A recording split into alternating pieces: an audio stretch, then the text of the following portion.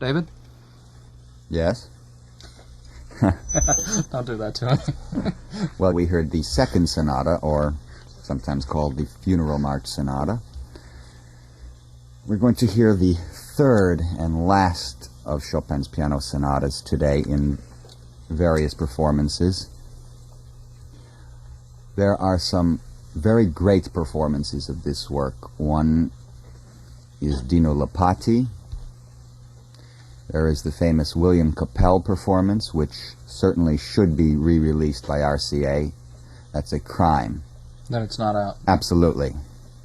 That's strange that two pianists of whom I think as being contemporaries of each other and who died tragically about the same time, that they both should have what you consider to be remarkable performances of the same work. You know, Lipati right, and much Capell. So different. They're at opposite extremes, in my opinion. The Capell is lean, daring, technically just magnificent. Lipati is calm, lyrical. And this sonata, I think, has so many possibilities. I think it's very difficult for the performer because it has many problems of tempo, phrasing, pedaling, and so forth. How about historically, before Lipati and Capell? They're from that era of, what, the late 50s, yes. Early 60s, whatever. How about before then? Who were the great performers of that? Or was the work unpopular before The then? work has done fairly well in the 20th century, but had been overshadowed by the Funeral March Sonata, as one can imagine. Mm-hmm. But within the last generation and a half, the third sonata has come into its own. Now, we won't begin with the first movement. We will hear the scherzo, the smallest of the 6 Chopin scherzi. And we have a brand new recording, and we will hear, for the first time on these programs, Ilana Vared.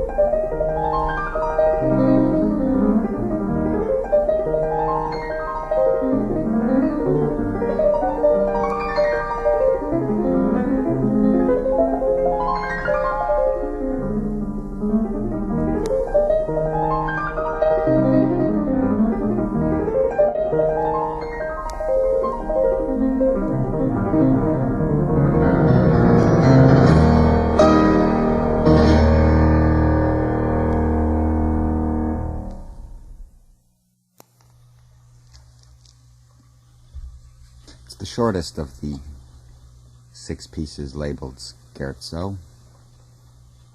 And it fits in beautifully into the total picture of the 4 movements. Was it written at the same time as the rest of the movements? Yes, all of these, I think, were written at the same time. The first movement is a grand structure, and I think it has perhaps one of the great melodies ever composed in it, as you'll hear in a second, Matt. The second movement is this delicious light scherzo. Third movement is a remarkable slow movement, and the finale is a rondo.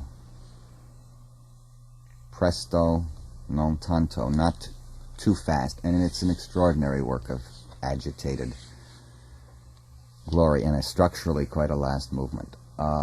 Let's now hear just the first movement in the performance by Dino Lipati.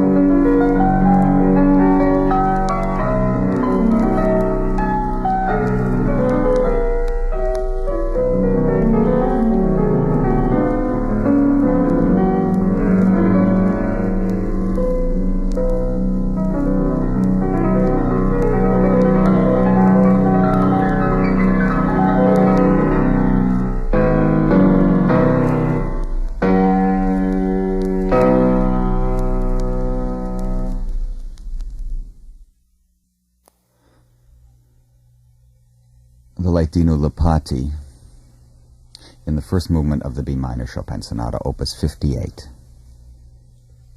We'll pause now for a few messages.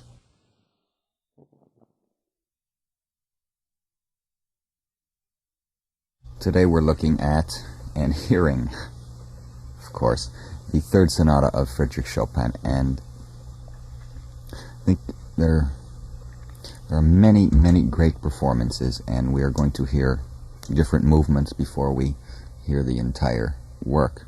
We started with Ilona Vered in the scherzo movement. We just heard Lipati in the first movement. I was reading that in an article, John Ogden discussing the sonata, and he thinks that the best recordings, at least that he has heard,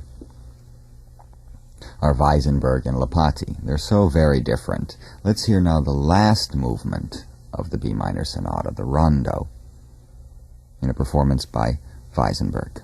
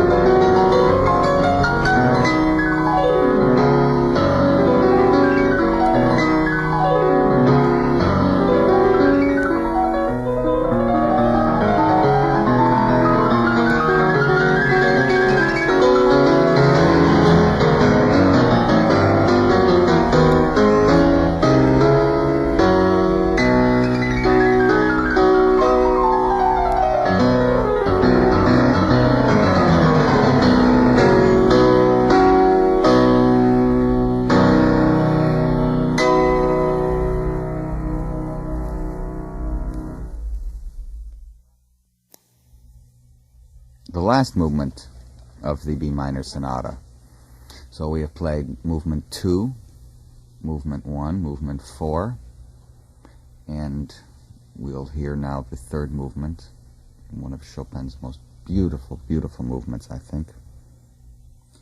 Doing that is a little disconcerting. It's I was wondering why you're doing it, and you might as well have an explanation.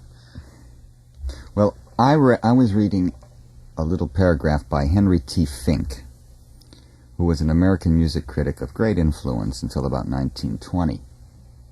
He was a great defender of Chopin's sonatas. And he was writing that the psychology of the sonata form is false.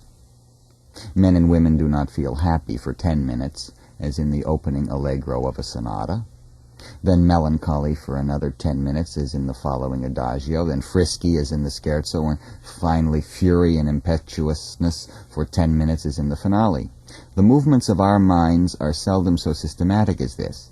Sad and happy thoughts and moods chase one another incessantly and irregularly, as they do in the compositions of Chopin, which therefore are much truer echoes of our modern romantic feelings than the stiff and formal classical sonatas.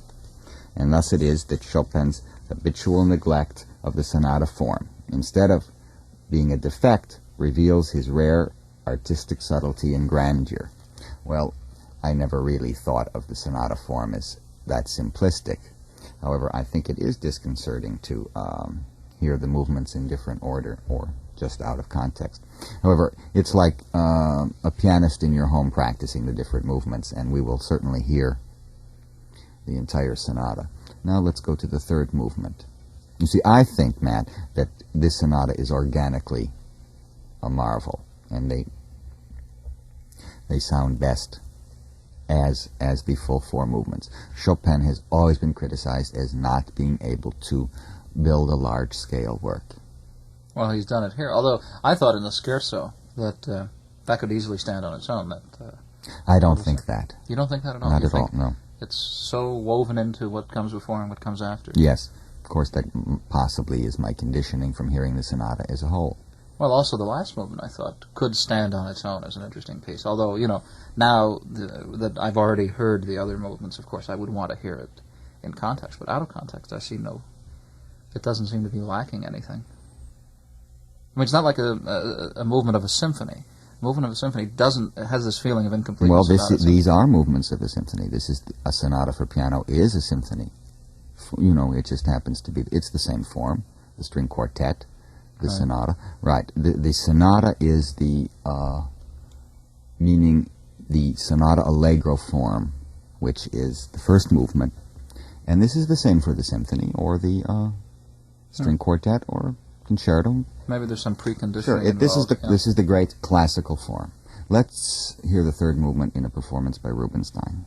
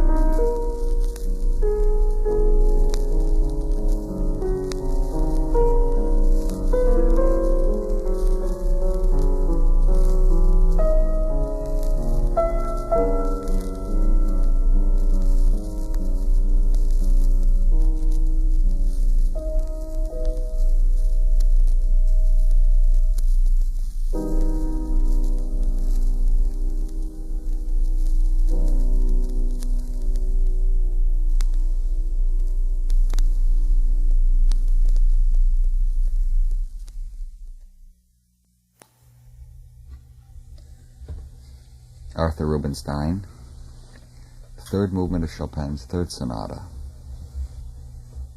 We'll return to David Dubal and a musical offering in just a moment.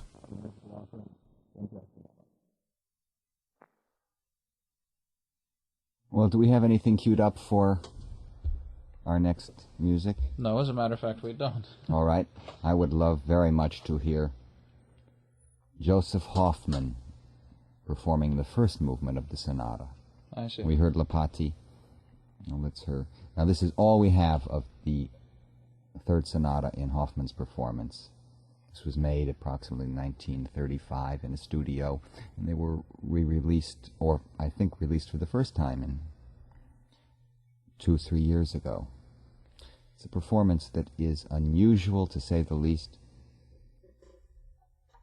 and so highly crafted that I think only a pianist who has studied the density of this work could understand with what ease he tosses the difficulties off.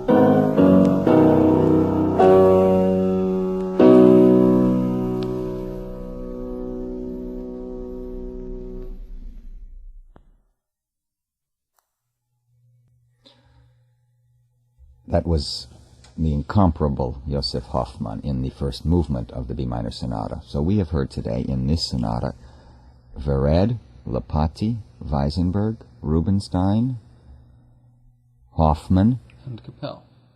Well, we will hear Capel, even though we're running over. I would like you to hear the last movement in Capel's performance.